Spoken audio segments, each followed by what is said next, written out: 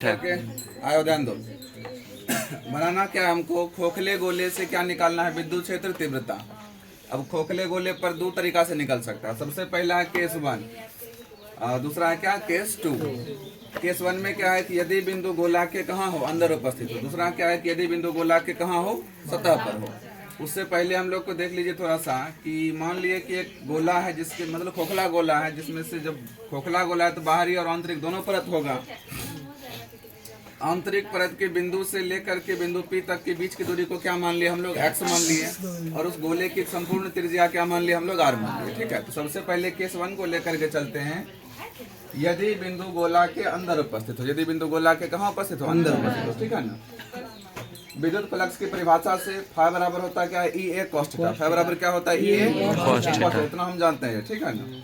ई का ई हो गया, ए का मतलब होता है एरिया, और किसी गोले का जो क्षेत्रफल होता है 4 पाई आर स्क्वायर। गोले का क्षेत्रफल क्या होता है, 4 पाई। और थीटा का वैल्यू कितना डिग्री, 0 डिग्री, और कॉस 0 का वैल्यू कितना, 1। इसीलिए फाई बराबर क्या हो जाएगा, E dot 4 pi R square, मतलब इसका क्या हो गया, गुना।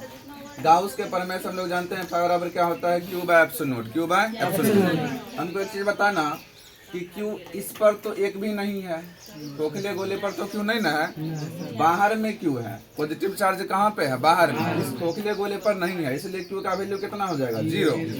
0 बाय एप्सिलॉन मतलब कि ऑल टोटल इज 0।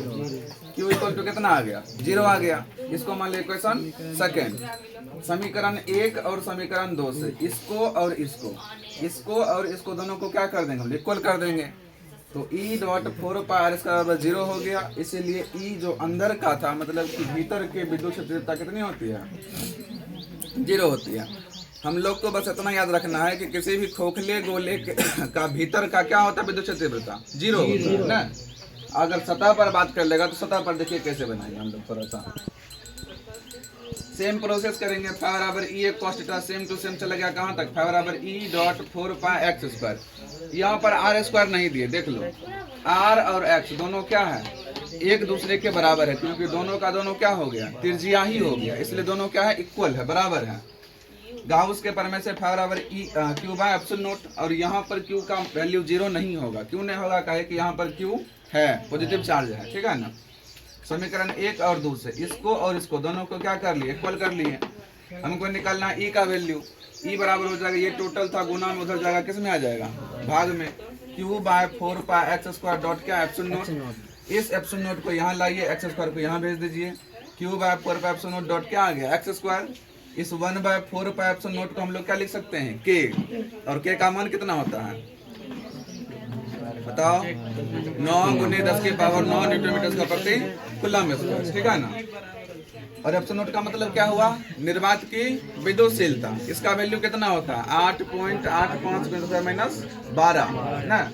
चलिए, इस टोटल का बदले में क्या लिख दिया हम लोग, के लिख दिए, डॉट डॉट क्यू, तो क्यू अपॉन में क्या रह गया, एक्स स्क्वायर। इसी को हम लोग लिख सकते हैं, क्योंकि एक्स क्या था, आर के बराबर था, इसीलिए एक्स बराबर क्या हो जाएगा, आर स्क्वायर ना। तो सतह पर का जो विद्युत क्षेत्र तीव्रता है किसी खोखले गोले का, वो हो जाएगा के क्यू बटे एक्स स्क्वायर। और अगर जो कहाँ पे बात कर लिए हम लोग, गोले के अंदर, तो गोले के अंदर कितना हो जाएगा, 0।